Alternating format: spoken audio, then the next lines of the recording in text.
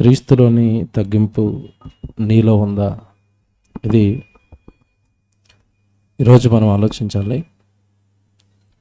తగ్గింపు జీవితం ఎందుకు అవసరమో మీరు ఎంతకాలం విన్నది వేరు, ఈరోజు వినబోయేది వేరు.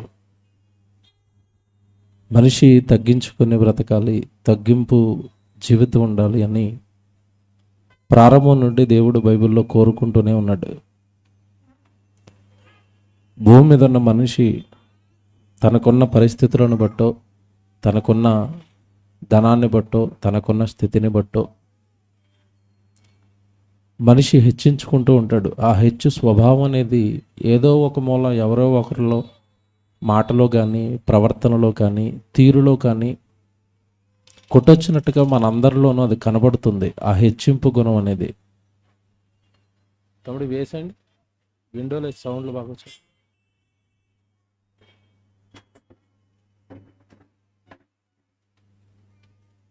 దేవుని పిల్లలారా, చాలా జాగ్రత్తగా ఈరోజు వాక్యం వినాలి. ఈరోజు వాక్యం అండి నిజంగా మీరు మనస్ఫూర్తిగా హత్తుకుని మనసు పెట్టి వింటే దేవుడికి మనం చాలా దగ్గర అవుతాం. దేవుడు కోరుకున్న పరలోకానికి, దేవుడు మనల్ని చేర్చాలనుకున్న పరలోకానికి ఖచ్చితంగా మనం అందరం చేరుకుని వెళ్ళిపోయే ఉన్నతమైన ప్రసంగం ఇది. దేవుడు భూమి మీద ఉన్న తన పిల్లల ఎడల ఎలాంటి మనస్తత్వం కోరుకుంటున్నాడు అంటే తగ్గించుకుని ఉండాలి, తగ్గింపు స్వభావం అనేది మనలో ఉండాలి అని ఎన్నో మాటలు రాయించాడు.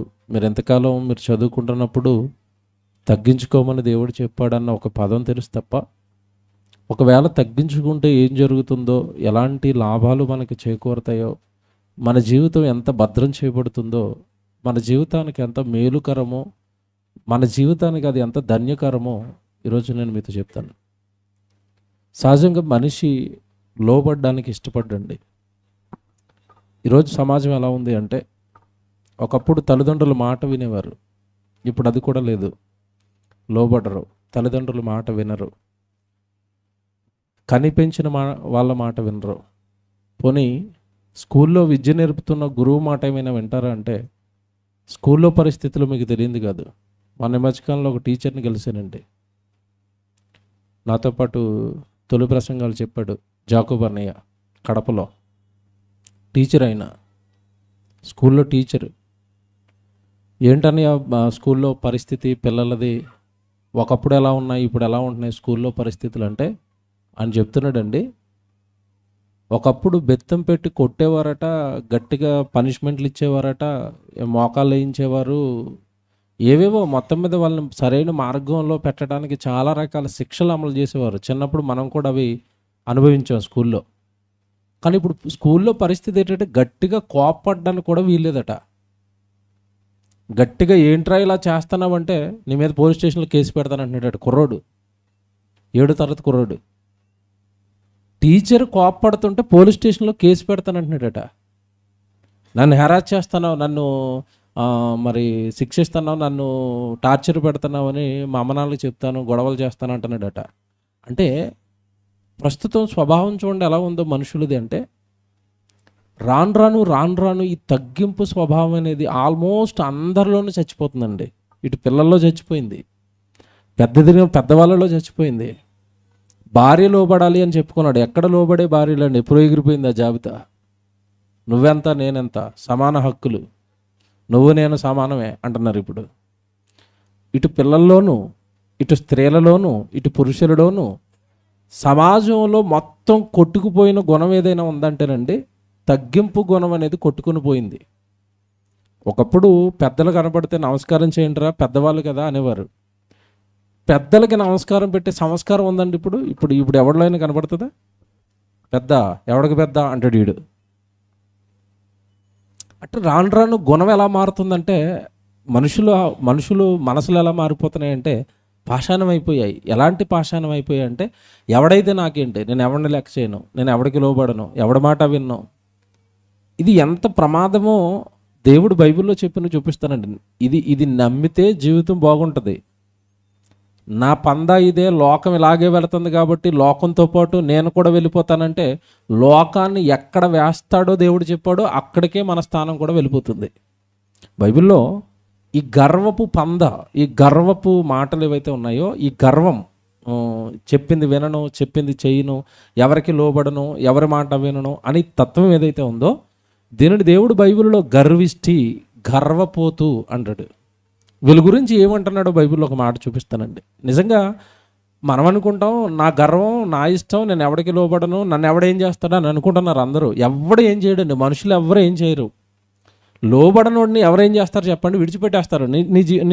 నీ దారిలో నువ్వు పోరా, నాకు నా మాట వినకపోతే నాకెందుకు అంటారు.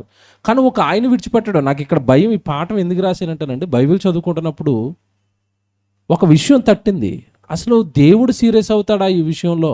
మనుషులు విడిచిపెట్టినా దేవుడు విడిచిపెట్టడా అని ఒక విషయం చాలా భయం వేసింది, కలత చెందాను నేను. నాలో ఏమైనా ఈ గుణం ఉంటే నన్ను కూడా విడిచిపెట్టడా? సామెతల గ్రంథం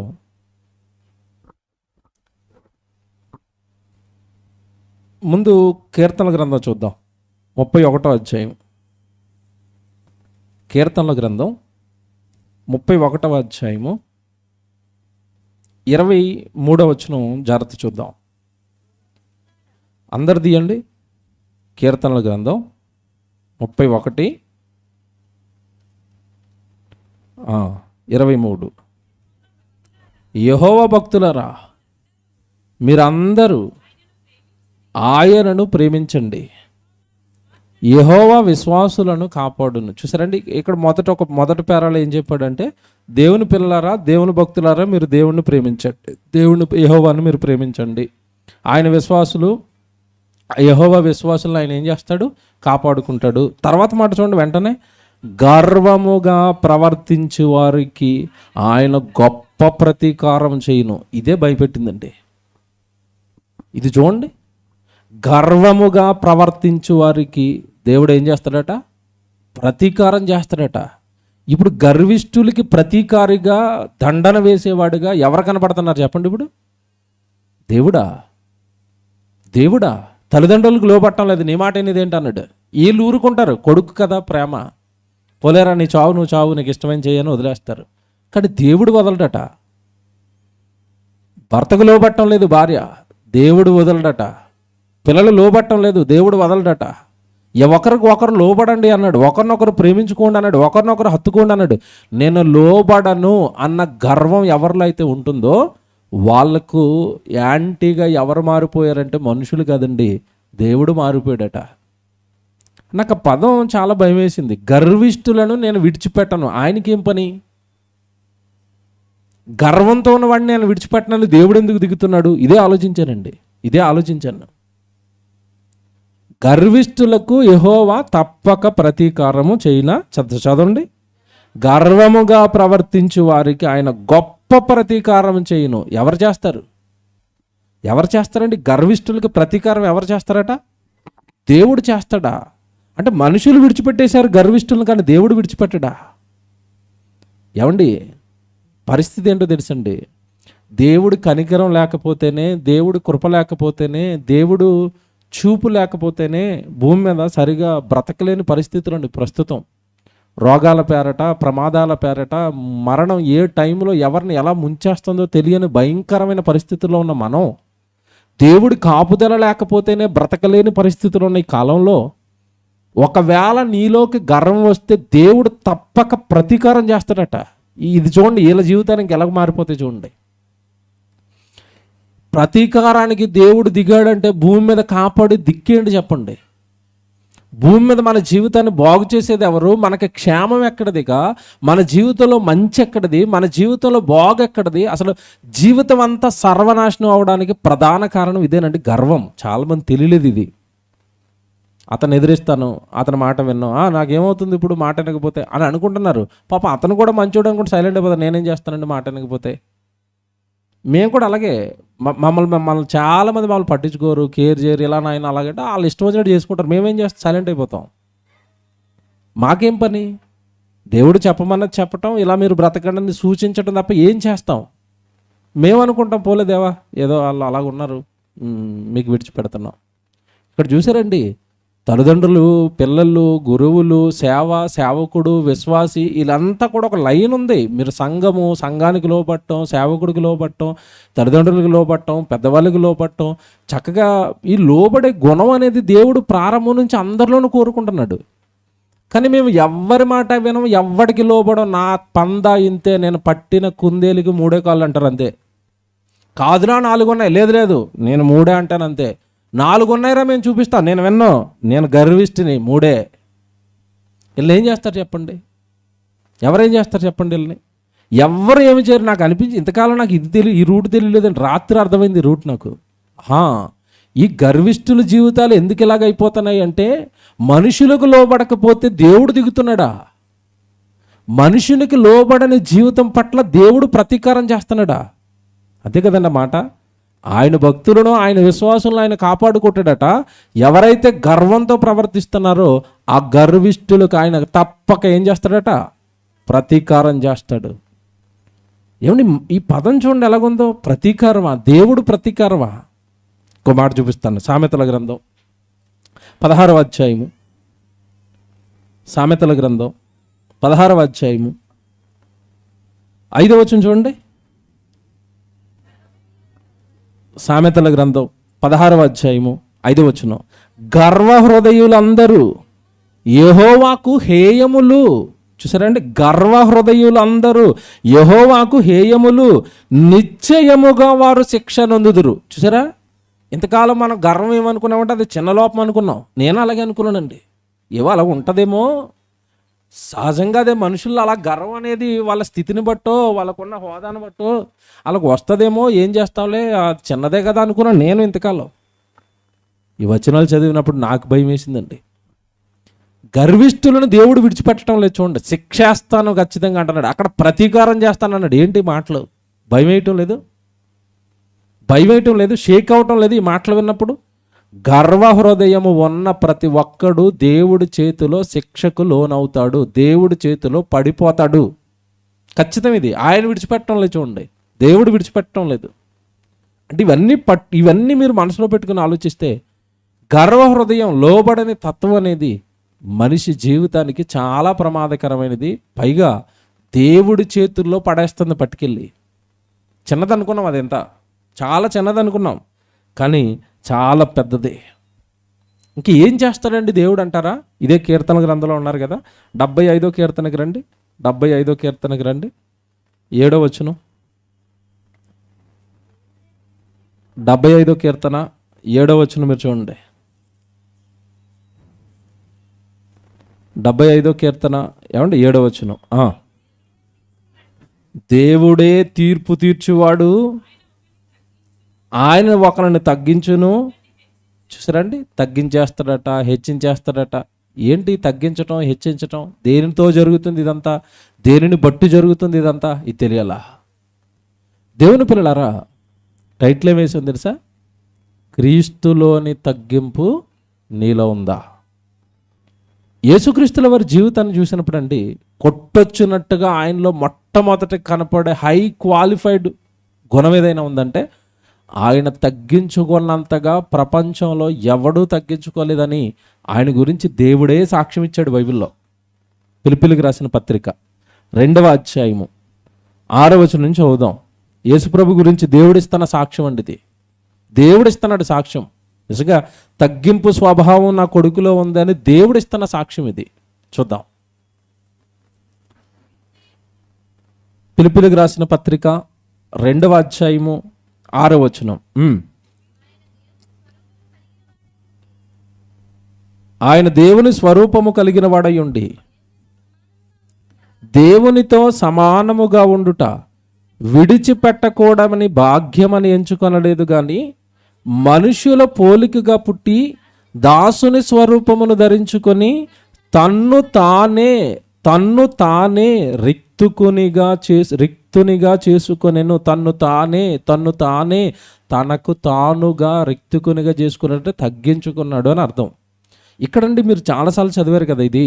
ఇక్కడ విషయం ఏంటంటే, యేసును గురించి ఇంత గొప్పగా దేవుడు ఎందుకు చెప్తున్నాడు అంటే, కిందకి వెళ్ళేసరికి అసలు విషయం చెప్తాడు. ఏంటంటే, మరియు ఆయన ఆకారమందు మనుషునిగా కనబడి, దైవం మానవ ఆకారం ఎత్తటం అంటే చాలా తగ్గింపు స్వభావం ఉండాలి. దేవుడు అనేసరికి ఆకలి లేదు, దేవుడు అనేసరికి బాధలు లేవు, దేవుడున్న పరలోకంలో ఎలాంటి కుళ్ళు కుతంత్రాలు కుట్రలు ఏమండి ఈ భయంకరమైనవి ఏమీ పరలోకంలో లేవు. అదొక పరిశుద్ధమైన లోకం, పవిత్రులు ఉండే లోకం. ఆ మహాలోకాన్ని విడిచిపెట్టి భయంకరమైన ఈ భూలోకానికి రావటమే తగ్గించుకోవటం అంటే యేసుక్రీస్తుల వారు, అందులోనూ మానవ రూపాన్ని ధరించటం, మానవ ఆకారంతో పుట్టడం మరీ తగ్గించుకోవటం అండి. ఇంకా విషయం ఏంటంటే, ఇంకా తగ్గింపు చెప్తూ ఆయన చెప్తున్నాడు, మానవ ఆకారంతో దేవుడు పుట్టడం అంటేనే తగ్గించుకోవటం అయితే, ఆ పుట్టడం కూడా భూమి మీద ఏ రాజుల ఇంట్లోనో ఏ చక్రవర్తుల ఇంట్లోనో పుట్టలేదు. ఎక్కడ పుట్టాడు? దాసుని ఇంట్లో పుట్టాడు. ఒక వడ్రంగి పని చేసుకునే ఆనాటి కూలి ఆనాటి చేసుకుంటేనే తప్ప జీవితం ఏమంటే గడవని ఏమంటే ఒక పేదరికం కలిగిన కుటుంబంలో పుట్టాడు. ఎంత బాగుంది చూడండి. పోనీ ఆ పేదరికం కలిగిన కుటుంబంలో పుట్టిన తర్వాత పుట్టాడు, చేసుకుంటున్నాడు, చక్కగా ఏదో అలా జీవిస్తున్నాడు. అందులోనూ మళ్ళీ ఆ పేదరికం కలిగిన కుటుంబంలో ఆ కుటుంబాన్ని పెంచి పోషిస్తూనే తర్వాత ఈయన జీవితంలోనే మరొక తగ్గింపు ఏంటంటే అక్కడ చెప్తాడు. మీరు జాగ్రత్తగా వచనం చదవండి, అది 7వ వచనం. మనుషుల పోలికగా పుట్టి దాసుని స్వరూపం అంటే పనివాడి స్వరూపాన్ని ధరించుకొని తను తానే రిక్తునిగా చేసుకొనెను. మరియు ఆయన ఆకారమందు మనుషునిగా కనబడి మరణము పొందునంతగా చచ్చిపోవడానికి సిద్ధపడొచ్చాడు ఈ లోకానికి. మరణము పొందునంతగా అనగా సిలువ మరణము పొందునంతగా విధేయత చూపిన వాడై తన్ను తాను తగ్గించుకొనెను. ఆ పదం చూడండి, చివరి మాట చూడండి ఎలాగుందో. తన్ను తాను తగ్గించుకొనెను. ఎలా తగ్గించుకున్నాడట? సిలువ మరణం పొందునంతగా తగ్గించుకున్నాడట. మనకు వచ్చే మరణం వేరండి, యేసుప్రభువుకి వచ్చిన మరణం వేరండి. అవును కదా? మనం హాయిగా చచ్చిపోతాం. ఏ గుండెపోటు వచ్చో, యాక్సిడెంట్ అయ్యో, లేదా వయసు అయిపోయో, ఏదో అనారోగ్యం చేసో, ముసలైపోయో టక్కమని చచ్చిపోతాం మనం. కానీ యేసుక్రీస్తుల వారు అలా చచ్చిపోయాడా? కాదండి. ముళ్ళ కిరీటం, బల్లెపు పోటు, యెరూషలేం వీధుల్లో ఊరేగిస్తూ సిలువేసి రక్తమంతా యెరూషలేం వీధుల్లో కింద ఒలికించుతూ ఏంటంటే ఆయన మరణం ఏంటి? తగ్గింపులో ఏ స్థితికి వచ్చేసాడో యేసుక్రీస్తుల వారి గురించి మాట్లాడుతూ, దేవుడు మానవ రూపం ఎత్తటమే తగ్గించుకోవటం అయితే, అందులోని దాసుని ఇంట్లో పుట్టడం ఒక తగ్గింపు అయితే, మరణం అందులోనూ మామూలు మరణం కాదు, సిలువ మరణము పొందునంతగా దేవుని ఎదుట యేసుక్రీస్తుల వారు ఏం చేశాడు? తగ్గించుకున్నాడు. ఏమంటే తండ్రి చెబుతున్నప్పుడు ఇది చేస్తావా, ఇది చేస్తావా, ఇది చేస్తావా, ఇది చేస్తావా, ఇంత నువ్వు తగ్గిపోవాలి నాయనా, ముల్లోకాలను కలిగించిన చక్రవర్తివైన నువ్వు, ఈ విశ్వాన్ని కలిగించిన నువ్వు లేకుండా ఏది కలగలేదు, అంత శక్తిమంతుడివైన నువ్వు కేవలం 6 అడుగుల దేహంలోకి వెళ్ళిపోతావా? 33.5 సంవత్సరాలు ఆ భయంకరమైన లోకంలో ఆ పాపులతో, ఆ నేరస్తులతో, ఆ కుట్రదారులతో జీవిస్తావా? చూసారండి ఎలాగుందో యేసు జీవితం. యేసు గురించి ఒక మాట చెప్పాడు అక్కడ, సిలువ మరణము పొందునంతగా తన్ను తాను ఏం చేశాడట? తగ్గించుకున్నాడు. ఇప్పుడు చెప్తాను, బైబిల్లో మీరు ఎంతకాలం చదివారు ఒక మాట, ఏంటది? తన్ను తాను తగ్గించుకున్నవాడు ఏమవుతాడు? ఇది తెలుసు కదా మీకు. ఆ పదం మీరు చాలాసార్లు చదివారు కదా, మళ్ళీ చెప్పండి అది ఏంటి? ఒక పదం, తన్ను తాను తగ్గించుకోవాలా, నిన్ను ఇంకొకటి తగ్గించాలా? బాగా ఆలోచించి చెప్పండి. తన్ను తాను తగ్గించుకోవాలి, నన్ను నేనే తగ్గించుకోవాలా? చూసారు ఎలాగుంది ఆ పదం? నిన్ను నువ్వే తగ్గించుకోవాలా, నిన్ను నువ్వు తగ్గించుకోవాలా, నిన్ను నువ్వు తగ్గించుకోవాలా.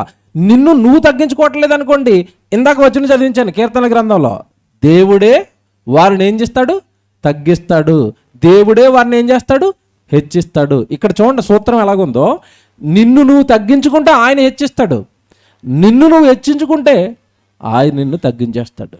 తన్ను తాను తగ్గించుకున్నవాడు దేవుని చేత హెచ్చించబడతాడు. ఇక్కడ పదం ఇప్పుడు ఏమి చదువుకున్నారు మీరు? ఇప్పుడు యేసుక్రీస్తుల వారు తన్ను తాను తగ్గించుకున్నాడు. ఇప్పుడు దేవుడు ఏం చేయాలి? ఆయన్ని దేవుడు ఏం చేయాలి? ఆ వచనం ప్రకారం దేవుడు ఏం చేయాలి? యేసుప్రభుని ఇప్పుడు హెచ్చించాలి. ఎలా హెచ్చించాడు చెప్తాడు చూడండి. ఇప్పుడు వచనం జాగ్రత్తగా చదవండి. తన్ను తాను తగ్గించుకొనెను, తర్వాత వచనం చూడండి అక్కడ, తన్ను తాను తగ్గించుకొనెను, అందుచేతన పదం చూడండి ఎలాగుందో, అందుచేతను తగ్గించుకున్నాడు గనుక, అది అక్కడ అర్థం. అందుచేత తగ్గించుకున్నాడు గనక, దేవుడి మాటకు లోబడ్డాడు గనక, దాసుని స్వరూపం ఎత్తడానికి, భూలోకంలో మానవ దేహాన్ని ఎత్తడానికి, శిలువ మరణానికి ఒప్పుకున్నాడు గనుక, అందుచేత తగ్గింపుకు ఒప్పుకున్నాడు గనుక, తన్ను తాను తగ్గించుకుని దేవుడి ఎదుట నిలబడ్డాడు గనుక, అది అక్కడ అర్థం. అందుచేత పరలోకమందున్న వారిలో కానీ, భూమి మీద ఉన్న వారిలో కానీ, భూమి క్రింద ఉన్న వారిలో కానీ ప్రతి వాని మోకాలు యేసునామమును ఏం చేయాలి? వంగాలి. ఎందుకంటే దేవుని అంతెత్తులో పెట్టాడు. యేసును అంతెత్తులో దేవుడు ఎందుకు పెట్టాడు? తను తాను ఏం చేశాడట? తగ్గించుకున్నవాడు హెచ్చించబడుతున్నాడు, హెచ్చించుకున్నవాడు కనబడకుండా పోతాడు. ఇది దేవుడి లా, ఇది దేవుడి చట్టం. నీకు నచ్చినా నచ్చకపోయినా ఈ చట్టం అందరి మీద ఒకేలా వర్తిస్తుంది. దేవుడి చట్టం ఒకరి మీద ఒకలాగా పక్షపాతంతో పనిచేయదు. నాకైనా మీకైనా ప్రపంచంలో ఉన్న ఎవరికైనా చట్టం ఒకలాగే పనిచేస్తుంది. దైవ చట్టం నీకు స్పెషల్గా ఇందులో ఏమంటారు అట్లని రిక్వెస్ట్లు, స్పెషల్గా పర్మిషన్లు, స్పెషల్ ఏమంటారు అట్లని వెనకాల నుంచి పెడతా ఉంటారు చూడండి. ఇవేమి పనిచేయవు. దేవుడి దగ్గర ఏం పనిచేయవు. చట్టం ఒకటే, అందరికీ ఒకలా పనిచేస్తుంది. నాకైనా మీకైనా ఎవరిలో తగ్గింపు గుణం ఉంటుంది, ఆడు అలా హెచ్చించబడుతూ ఉంటాడు. ఎవడు పేటరేగిపోతూ ఉంటాడు, ఆడు కనబడకుండా పోతూ ఉంటాడు.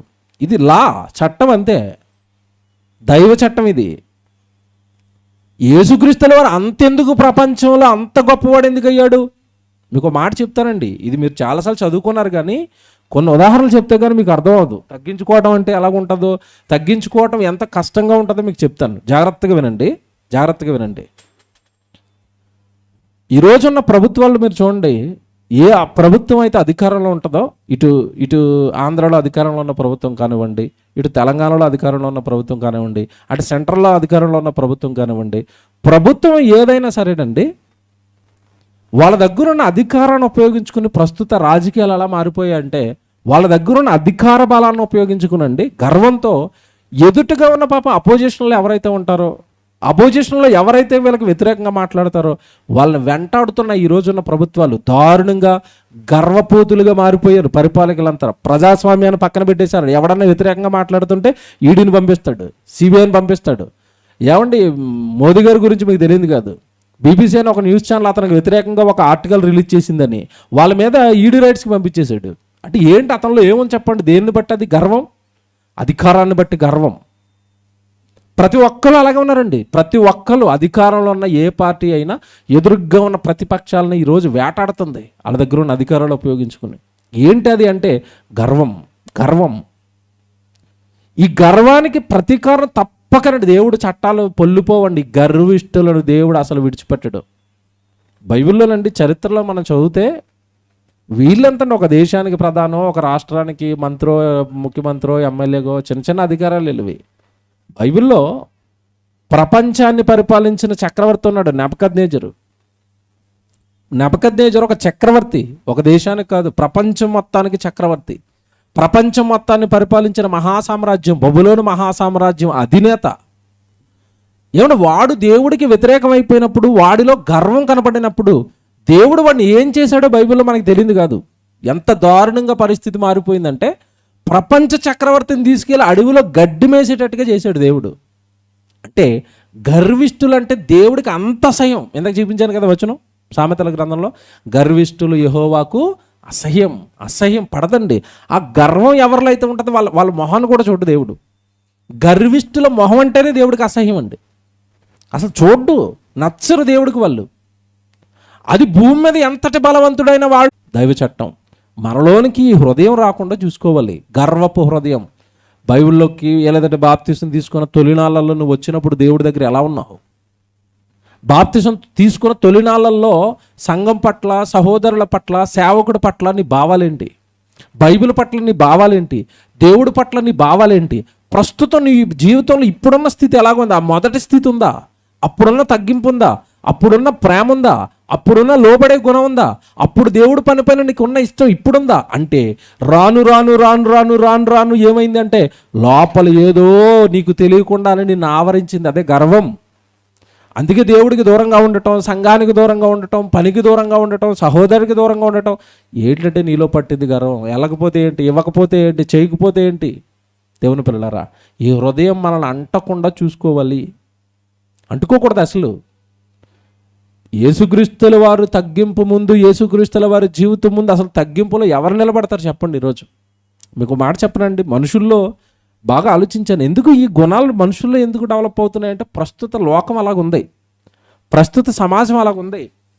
ఏమండి, ఇప్పుడు వస్తున్న సినిమాలు కానివ్వండి, ఇప్పుడు వస్తున్న సోషల్ మీడియా కానివ్వండి, ప్రతి చోట మనిషిని ఎలా తయారు చేయాలని ఆలోచిస్తున్నారు. వీళ్ళ భావాలు ఏంటి, ఏ భావాలు రుద్దుతున్నారు మనుషుల మీద అంటే అసలు నువ్వు ఏ విషయంలోనూ తగ్గొద్దు, అంతే కదండి. ఏ విషయంలో నువ్వు తగ్గొద్దు, అసలు తగ్గొద్దు అంటున్నారు. తగ్గటం అనేది పెద్ద పాపంగా, తగ్గితే నువ్వు వేస్ట్ ఫెలో అన్నట్టుగా, తగ్గినవాడు ఎందుకు పనికిరానివాడు అన్నట్టుగా, తగ్గినవాడు ఏమండి అసలు వాడు లోకం ముందు చాలా చీప్ అన్నట్టుగా తగ్గింపు గుణాన్ని నాశనం చేస్తుంది సమాజంలో దెయ్యం. ఈరోజు అసలు ఎవరిలోనే గుణం కనబడినట్లేదు, తగ్గింపు గుణమే కనబడినట్లేదండి. ఆ మధ్యకాలంలో ఒక సినిమా వచ్చింది, ఆ సినిమా అంతా పెద్ద హిట్ అవ్వడానికి అందులో ఉన్న ఒక డైలాగ్, అల్లు అర్జున్ సినిమా వచ్చిందండి. మాసిపోయిన గడ్డం ఒకటి వేసుకుని ఆ గడ్డం కింద చేయబెట్టి ఏమంటున్నాడు, తగ్గేదే లేదు. దేవుడు కూడా అంతే, నిన్ను వదిలేదే లేదు. నేనంటాను ఇప్పుడు, ఇంత చదువుకున్నాక సామెతల గ్రంథంలో, తగ్గకపోతే నిన్ను వదిలేదే లేదు. చూపిస్తానరా నేను అంటే ఏంటో. తగ్గకపోతే వదలను, దేవుడు కదండి. మనం ఏం చేస్తామండి వాడిని? ఇప్పుడు మనం ఏం చేస్తాం? నేను తగ్గను అన్నవాడిని ఏం చేస్తాం చెప్పండి? నేను తగ్గించుకోను, నేను లోబడను అన్నవాడిని ఏం చేస్తాం? నీ ఇష్టం నాయన, మేమేం చేస్తాం? ఎవరు దిగుతారు అంటే దేవుడు దిగుతాడు, ఊరుకోడు. ఈ గర్వ హృదయాలను దేవుడు ఊరుకోడట. నాకు అక్కడ భయం వేసిందండి. ఈ పాఠం తగ్గించుకోవాలని ఇంతకాలం మనం వింటూనే ఉన్నాం. ఒకవేళ తగ్గింపు లేకపోతే ఏం జరుగుతుంది అంటే గర్వం, తగ్గించుకోవట్లేదంటే గర్వం ఉంది లోపల. ఆ గర్విష్ఠులను దేవుడు విడిచిపెట్టాడట. ఇది భయం వేసింది. ఖచ్చితంగా మనిషిలో ఉండవలసిన గుణం ఏంటంటే ఇప్పుడు తగ్గింపు. ఒక సందర్భాన్ని జ్ఞాపకం చేస్తానండి. రోల్ మోడల్ తగ్గింపుకి ఎవరంటే యేసుప్రభువే. అందుకే టైటిల్ అదే పెట్టాను, యేసుక్రీస్తులో ఉన్న తగ్గింపు నీలో ఉందా? లోకానికి వచ్చేటప్పుడు అండి, యేసుక్రీస్తుల వారి గురించి చెప్తున్నాను. ఈ లోకానికి యేసు రాకమునుపండి, యేసు క్యాడర్ ఏంటో తెలుసండి.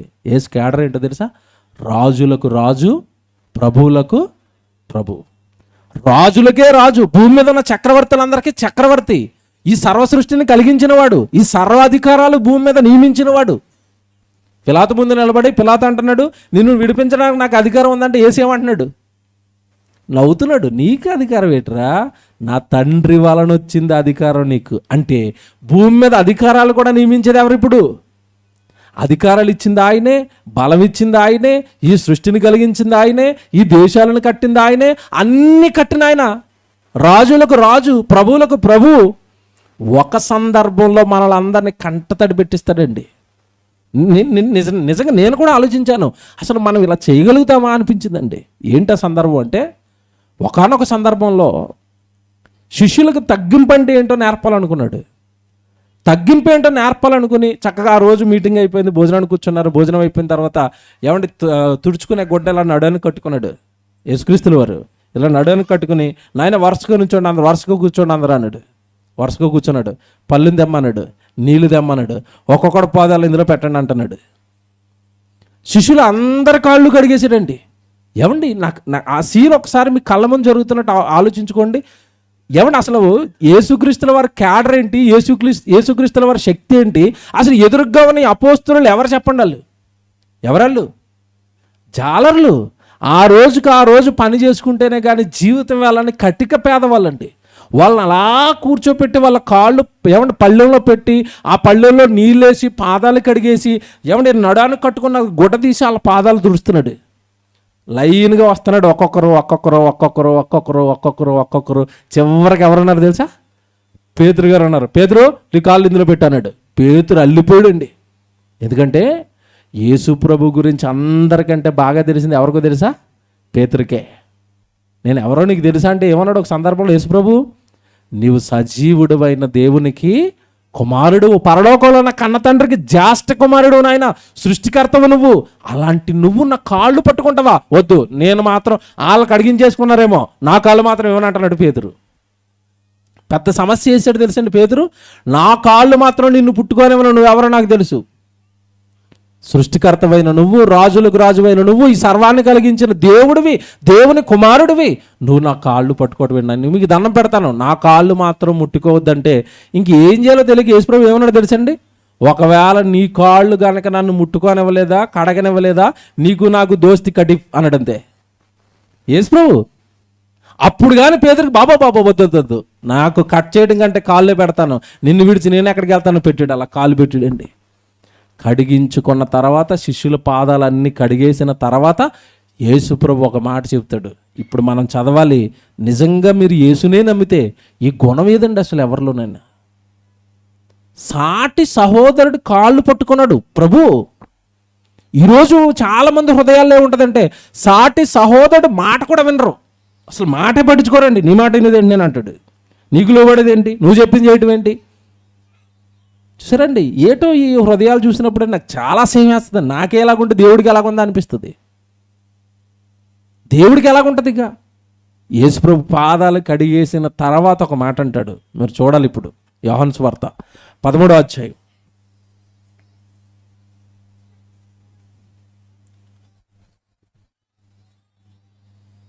12వ వచనం చూద్దాం. యోహాను సువార్త 13వ అధ్యాయము 12వ వచనం నుంచి అండి. అందరు తీయండి. యోహాను సువార్త 13వ అధ్యాయము 12వ వచనం. వారి పాదములు కడిగి తన పై వస్త్రాన్ని వేసుకున్న తర్వాత ఆయన మరలా కూర్చుండి, నేను మీకు ఏం చేశానో మీకు తెలిసిందా? చూసారా? ఏమంటే ఇప్పుడు పని తెలిసిందా తెలియలేదు వాళ్ళకి? ఏం చేశాడు ఇంతకీ? కాళ్ళు కడిగాడు కదా, కాళ్ళు కడిగింది మీకు తెలిసిందా అన్నాడు. తెలియలేదా? తెలిసింది. ఏం తెలిసిందంటే మనకి ఎంతకాలం యేసుప్రభు కాళ్ళు కడిగాడు, వాళ్ళకి ఏం తెలిసిందంటే యేసుప్రభు కాళ్ళు కడిగాడు. ఇది కాదు ఇక్కడ మీరు నేర్చుకోవాల్సింది. నేను చేసిన దాని వెనకాల ఉన్న భావం ఏంటో తెలిసిందా? రాజులకు రాజు, ప్రభువులకు ప్రభు, సృష్టికర్త మీ కాళ్ళు పట్టుకున్నాడు. మీరేం చేయాలి? గర్వపోతులుగా, తిరగబడేవారుగా, పట్టించుకునే వారుగా ఉంటారా? నన్ను నమ్మిన తర్వాత నా విశ్వాసాన్ని నా ట్యాగ్ లైన్ వేసుకుని నేను చేసిన పని ఏంటో మీకు తెలిసిందా? చూడండి ఎంత బాగా చెప్తాడు. చూడండి, నేను చేసిన పనిని మీకు తెలిసినదా? బోధకుడనియు, జాగ్రత్త చదవండి, అక్కడ ఎంత బాగా చెప్తున్నాడు చూడండి. 13వ వచనం. బోధకుడనియు ప్రభువనియు మీరు నన్ను పిలుచుచున్నారు. నేను బోధకుడను, నేను ప్రభువును కనుక మీరు ఇట్లు పిలుచుట న్యాయమే. మీరు నన్ను ఏమని పిలుస్తున్నారు? బోధకుడా, మా ప్రభువా, సృష్టికర్త అని పిలుస్తున్నారు. నేను ఆ క్యాడర్ కనుక నాది, నన్ను ఇలా పిలవటం మీకు న్యాయమే, నన్ను పిలుస్తున్నారు, కరెక్టే. కానీ ఇప్పుడు చెప్తారు చూడండి, కాబట్టి ప్రభువును బోధకుడునైన నేను మీ పాదములు కడిగిన ఎడల మీరును ఒకరి పాదములు ఒకరు కడగవలసినదే. ఆప్షన్ లేదన్నాడు చూడండి అక్కడ. మతిపోయిందండి నాకు. బోధకుడునైనా నేను కడిగితే, ప్రభువునైనా నేను కడిగితే మీరు కూడా ఒకడి కాళ్ళు ఒకడు పట్టుకొనవలసినదే. తగ్గను, పోతావు. నేనే తగ్గించేసుకున్నాను, నేనే లోబడిపోయాను, నేనే కాళ్ళు పట్టుకున్నాను. నా సహోదరుడు కదా, నా తమ్ముడు కదా, పట్టుకుంటే ఏమైంది? నా తమ్ముడు కాలు కదా నేను పట్టుకుంటా. పరలోకంలో ఉన్న కన్న తండ్రి పిల్లలం కదా మనమంతా. ఆ తమ్ముళ్ళుగా నేను మీ కాళ్ళు పట్టుకున్నాను. మీరు కూడా ఒకరికి ఒకరు సహోదర భావంతో ఒకరి పాదములు ఒకడు కడగవలసినదే. కడగను, పట్టుకోను, తగ్గను, లోబడను, పాతాళానికి పోవలసినదే. అదనమాట. ఇందాక మీకు ఒకటి చెప్పాను స్టార్టింగ్లో, ఆ పదం ఇప్పుడు మీకు అర్థమవుతుంది. ఏ పదం?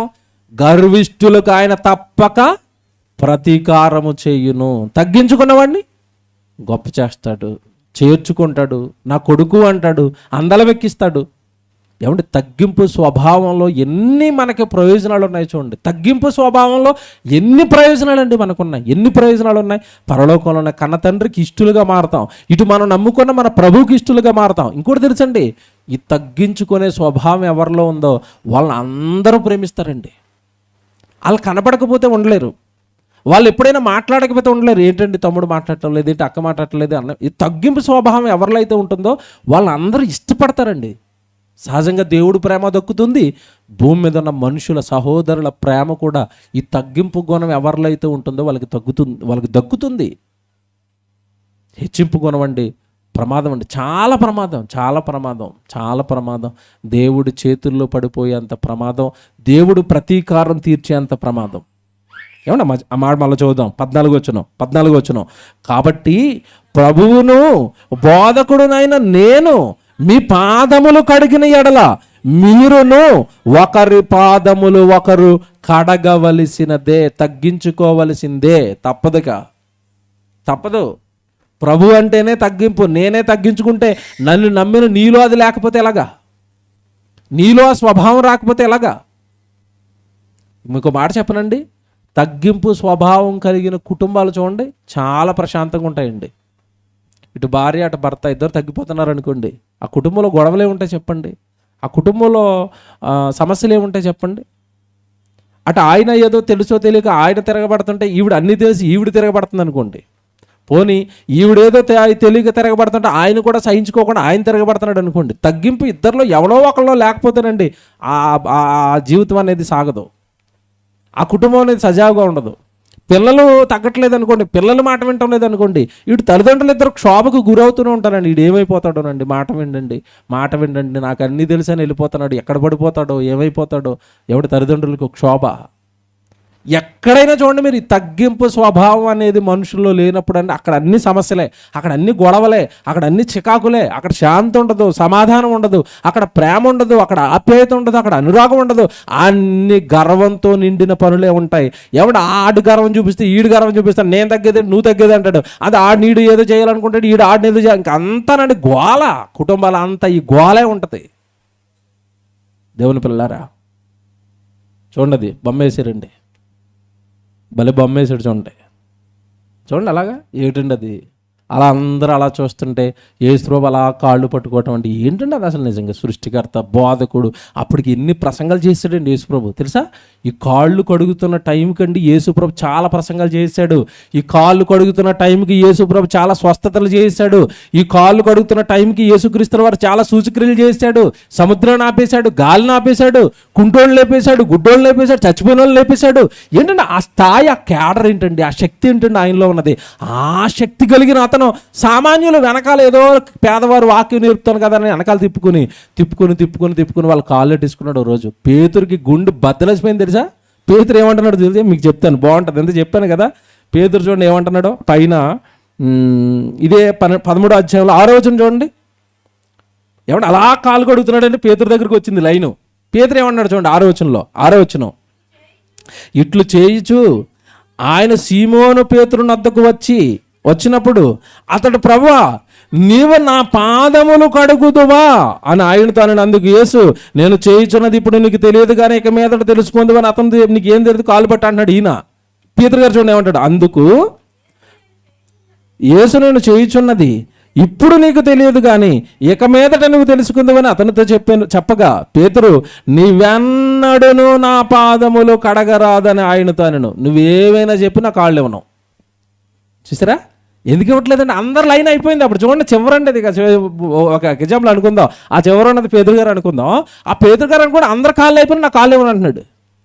నేను ఇవ్వను బాబోయ్, నువ్వేంటో పూర్తిగా తెలిసిన వాడిని నేనే, నీ శక్తి ఏంటో తెలిసిన వాడిని నేనే, నువ్వు ఎక్కడి నుంచి వచ్చావో తెలిసిన వాడిని నేనే, మీ వెనకున్న మీ నాన్న పరలోకంలో నా కన్న తండ్రి మహాశక్తి, నీతో కాళ్ళు కలిగించుకున్నామని ఆయన తెలిసి ఆయన దిగిపోయాడానికి. ఇప్పుడు పేతురు గారికి ఇదే భయం అండి. దేవుడు కుమారుడు నా కాళ్ళు పట్టుకోవడం ఏంటి? వద్దయ్య, నేను మాత్రం వాళ్ళందరూ కడిగించుకున్నారేమో, నేను మాత్రం నా కాళ్ళు ఇవ్వను. చాలా తలపటైన చూసారా యేసుప్రభుకి. అప్పుడు అంటాడు యేసుప్రభు, చూడండి ఏమంటున్నాడు, అప్పుడు ఏమంటున్నాడు చూడండి. అందుకు యేసు, నేను నిన్ను కడుగని ఎడల నాతో నీకు పాలు లేదు, వెళ్ళిపో, నా దగ్గర నుంచి వెళ్ళిపో. చూసారా, నాతో నీకు పాలు లేదంటే ఇంకా నేను నా దగ్గర రాలేమను, నేను వాక్యం చెప్పను, నాతో ఉండనేమను, వెళ్ళిపో. అప్పుడు అన్నాడు, ప్రభువా నీవు వెళ్ళగొట్టేస్తానంటే కాళ్ళు కాదు, చేతులు కాదు, తల కూడా ఇచ్చేస్తానంటాడు. కిందకి వెళ్ళేసరికి అన్నీ కడిగా అంటున్నాడు.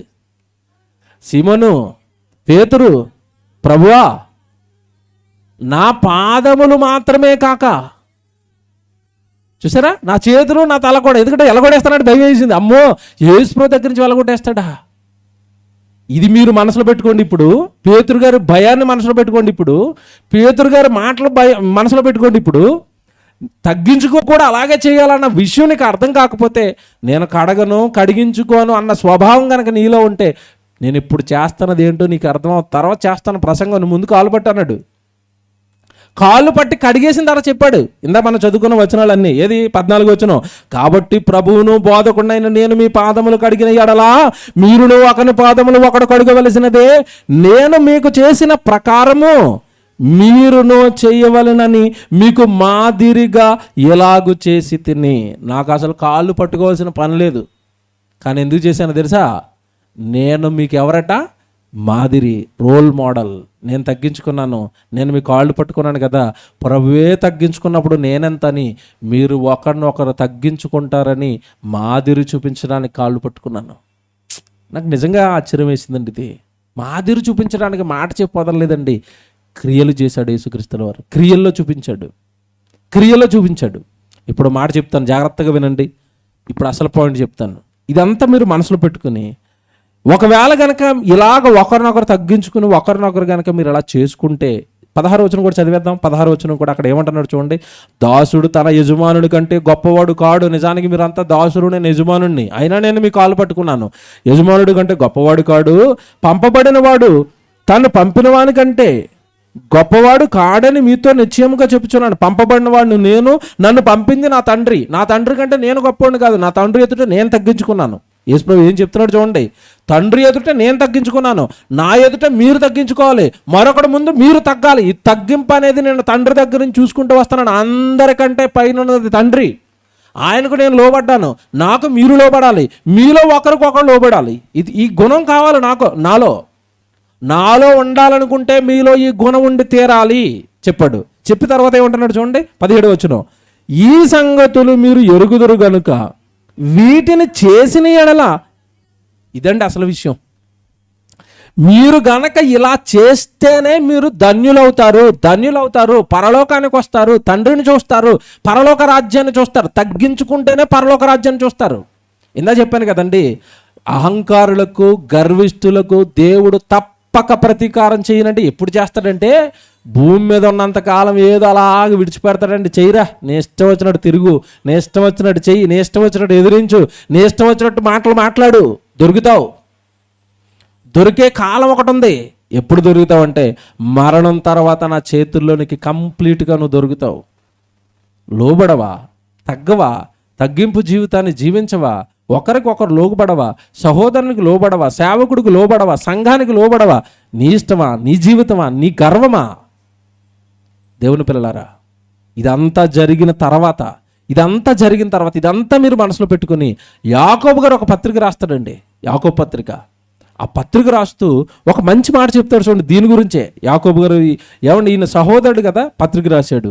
పత్రిక రాసి ఈ గుణం గురించి ఒక మాట మాట్లాడతాడు ఆయన. 4వ అధ్యాయము 7వ వచనం నుంచి చదువుదామండి. 7వ వచనం నుంచి యాకోబు గారు రాసిన పత్రిక, ఏమండి 4వ అధ్యాయము 7వ వచనం. కాబట్టి దేవునికి లోబడండి, అపవాదను ఎదిరించండి, అప్పుడు వాడు మీ యొద్ద నుండి పారిపోవును. దేవుని యొద్దకు రండి, అప్పుడు ఆయన మీ యొద్దకు వచ్చును. ఏమంటే దేవుడికి లోబడండి అని చెప్పి కిందకి వెళ్ళేసరికి ఏమంటున్నాడు? దేవుడికి లోబట్టం అంటే దేవుని యొద్దకు రండి, దేవుడి సన్నిధికి రండి, దేవుడు పనికి రండి, దేవుడి కార్యక్రమాలకు రండి, దేవుడి సన్నిధిలో ఉండండి, దేవుడి పిల్లలతో ఉండండి, దేవుడి సంఘంతో ఉండండి, దేవుని యొద్దకు రండి, అప్పుడు ఆయన మీ యొద్దకు వచ్చును. పాపులారా, మీ చేతులు శుభ్రము చేసుకొనుడి, ద్విమనస్కులారా, అంటే 2 మనసులు ఉన్నాయి, ఒకటి లోకం ఒకటి దేవుడు. అక్కడ దగ్గర, ఇక్కడికి దీంట్లోని దగ్గర. సోమవారం నుంచి శనివారం వరకు లోకం, ఆదివారం దేవుడు. 2 మనసులు అనమాట ఇవి. ద్వి అంటే 2, ద్విమనస్కులారా, 2 మనసులు ఉన్నాయి మీకు. ద్విమనస్కులారా, మీ హృదయములను పరిశుద్ధపరచుకోనండి. అందులో ఉన్న 2వ మనసు తీసేయండి. నేను దేవుడికే లోబడతాను, దేవుడి వాక్యానికే లోబడతాను, దేవుడి కొరకే బ్రతుకుతాను, ఇది ఉండాలి. 2 మనసులేటి? ఒక మనసుని తీసేయండి, శుద్ధం చేసుకోండి అన్నాడు 9వ వచనం. వ్యాకులపడకుడి, ఏమండి వ్యాకులపడుడి. ఏమండి ఈ మాటలు చూడండి ఎలాగున్నాయో. ఏం చేయాలట? వ్యాకులపడుడి, దుఃఖపడుడి, ఏడువుడి. ఎవడు ఇవి నచ్చుతాయా లోకానికి? ఇవి నచ్చుతాయా? ఎవడు నవ్వు కావాలా ఏడుపు కావాలా లోకానికి? మీరు చెప్పండి, ఏం కావాలి లోకానికి? ఏవి కావాలి? ఏడ్చే సినిమాలు, ఏడుపు కొట్టు ఏమంటే షార్ట్ ఫిలిమ్స్ వేసారనుకోండి, ఎవడని చూస్తాడా? కామెడీ జోకులు, ఏమంటే అపవిత్రమైన మాటలు, ఏమంటే అపవిత్రమైన డ్యాన్సులు, గాల్లో ఎగరేసి 20 మందిని 30 మందిని నరికేయటం, ఈ కదండి ఈరోజు మనిషికి కావాలి. అదే కదా, వాటిని ఎంజాయ్ చేస్తాడు, నేరాలను ఎంజాయ్ చేస్తాడు, ఫైటింగ్లు ఎంజాయ్ చేస్తాడు, డ్యాన్సులు ఎంజాయ్ చేస్తాడు, కులుకులు జోకులు ఎంజాయ్ చేస్తాడు. నవ్వు కావాలి. కానీ దేవుడు ఏమంటున్నాడు చూడండి, ఈ దేవుడు ఏమంటున్నాడు? వ్యాకులపడుడి, దుఃఖపడుడి. దుఃఖపడటం అంటే దేని నిమిత్తం? జీవితం బాగోలేదండి మాది, సరిగా నేను దేవుళ్ళు ఎదగలేకపోతున్నాను, సరిగా నాకు వాక్యం రావటం లేదు, సరిగా నేను దేవుడు పని చేయలేకపోతున్నాను అని ఆత్మీయ జీవితం పట్ల దుఃఖం ఉండాలి. దుఃఖపడండి, ఏడవండి, బాధపడండి. ఏంటి నేను ఎలాగైపోతున్నాను దేవుళ్ళో? బాప్తిసం తీసుకున్న తొలినాళ్ళలో నేను చేసిన దేవుడు పని ఏంటి, దేవుడి కార్యక్రమాలు ఏంటి, నా ఒకప్పుడు దేవుళ్ళో ఉన్న నా గొప్ప జీవితం ఏంటి, ఈరోజు ఇలాగైపోయానండి నేను.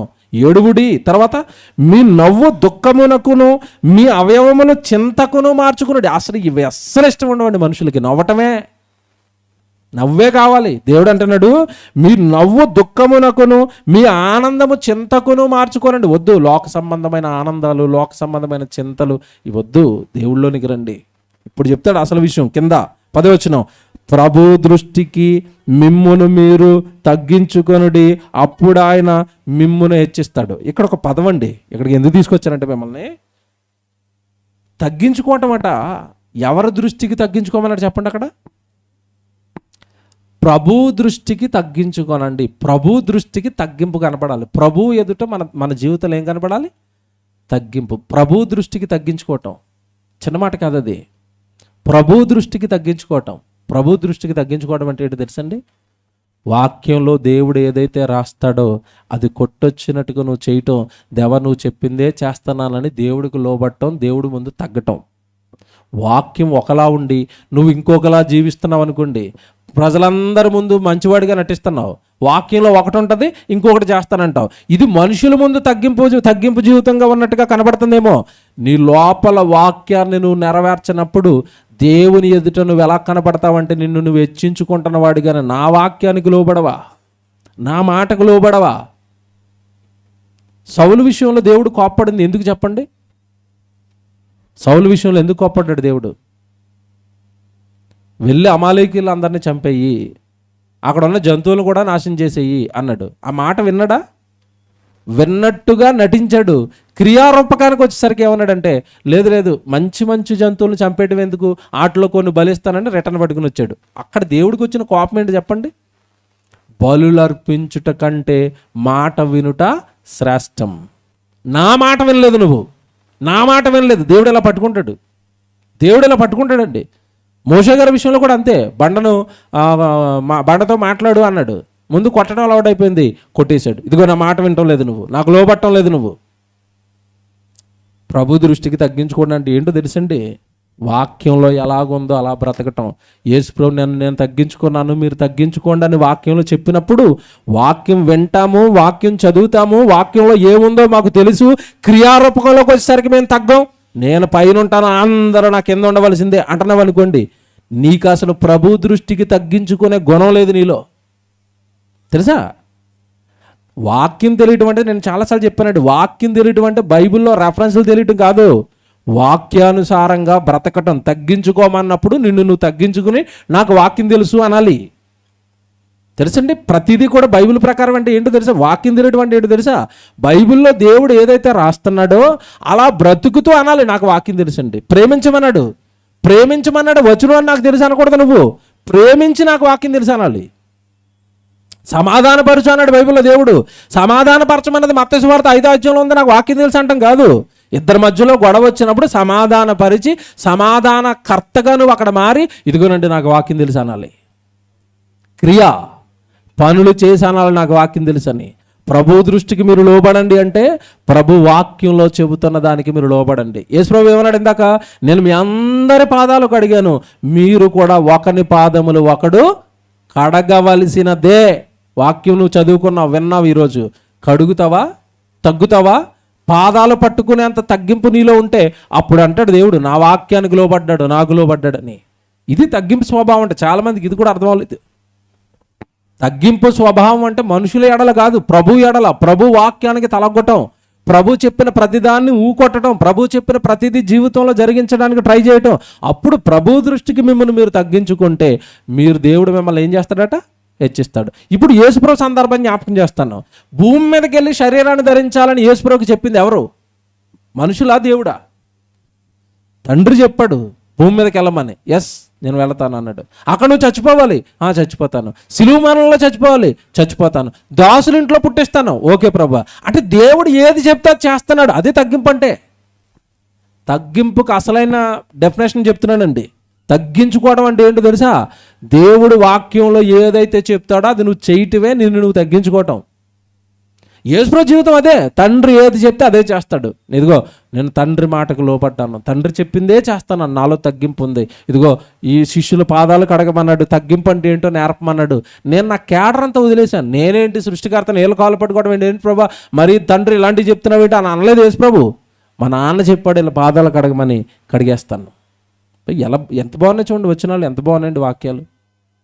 ఇంకోటి చెప్పనా, అసలు చెప్పి ముగించాలి. ఇదంతా ఒక ఎత్తు అయితేనండి ఇప్పటివరకు మీకు చెప్పింది. మనలోకి ఎలాంటి స్వభావం వస్తుందో చెప్తాను. ముఖ్యంగా బైబిల్ ఓపెన్ యూనివర్సిటీలోకి వచ్చిన తర్వాత, ఏదో చిన్న చిన్నగా పనులు చేస్తున్న తర్వాత మన హృదయం ఎలాగుంటుందంటే, మనుషుల హృదయాలు సామాన్యంగా ఇలాగే ఉంటాయి.